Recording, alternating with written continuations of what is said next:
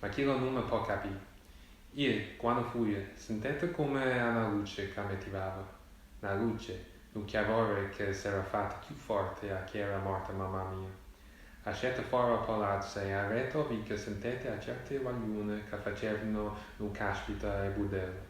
Uno e loro si vede che avete a tirare il pallone intacco che lastra e non vasce, perché poi sentite una voce femmina che lucava come una pazza.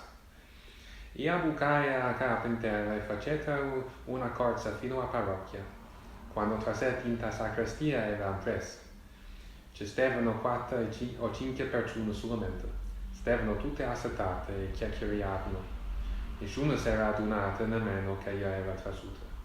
Cavo Scaffigliere stava avvicendando certe fogliette in coppa a scrivania e padre Michele. Io se poi mi vedete, se alzaia e se ne ascete. A così padre Michele pigliaia e mi facete segno. Questi sono due nostri ospiti molto speciali, dicete.